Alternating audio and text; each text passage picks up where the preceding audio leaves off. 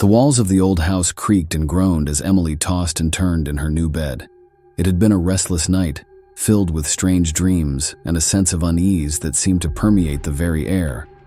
But just as she began to drift into a fitful sleep, a voice shattered the silence of the night.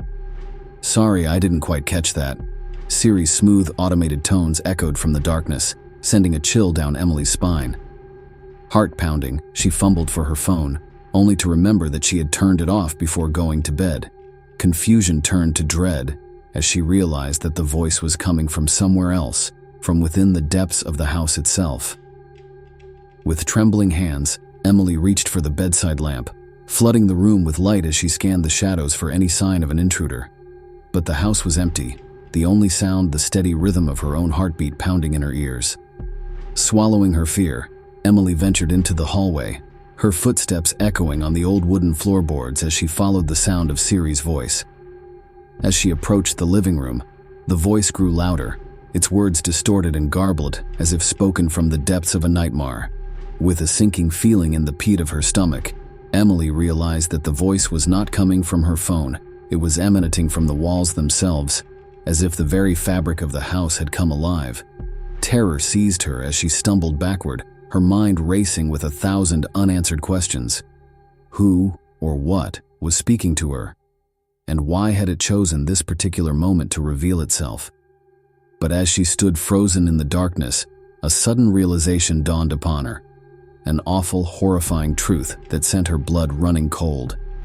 For in that moment, Emily knew that she was not alone in the house, that something sinister lurked in the shadows, watching and waiting with bated breath.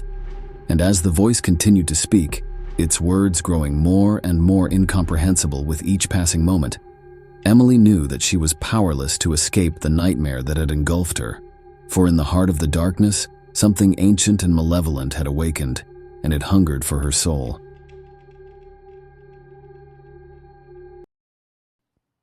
In the dead of night, when the world outside lay shrouded in darkness and silence, Sarah found herself scrolling through the pictures on her phone. It was a habit born of restlessness, a futile attempt to distract herself from the gnawing sense of unease that seemed to lurk in every corner of her mind. But as she flicked through the familiar images of friends, family, and mundane moments captured in time, her thumb hesitated over a new addition, an image she knew she hadn't taken. Heart pounding, Sarah enlarged the photo, her breath catching in her throat as she beheld the chilling sight before her. It was a picture of her, sleeping soundly in her bed, the soft glow of the moonlight casting eerie shadows across her face. But something was wrong, something that sent a shiver racing down her spine. In the reflection of the window behind her, Sarah could make out the faint outline of a figure, a shadowy silhouette standing at the foot of her bed, its features obscured by darkness. Panic surged through her veins, cold and paralyzing, as she stared at the image, unable to tear her eyes away. Frantically, she checked the timestamp of the photo, searching for any clue as to how it had come to be on her phone. But there was nothing, no record of its origin, no indication of who or what had taken it. It was as if the picture had materialized out of thin air, a sinister reminder of forces beyond her comprehension. With trembling hands, Sarah reached for her bedside lamp, flooding the room with light in a desperate bid to banish the shadows. But even as the darkness retreated, the feeling of dread lingered, a suffocating presence that seemed to coil around her like a serpent. Terrified and alone, Sarah resolved to investigate further, determined to uncover the truth behind the mysterious photograph. But as she delved deeper into the dark underbelly of her own existence, she soon realized that some secrets were never meant to be uncovered, that some truths were too horrifying to bear.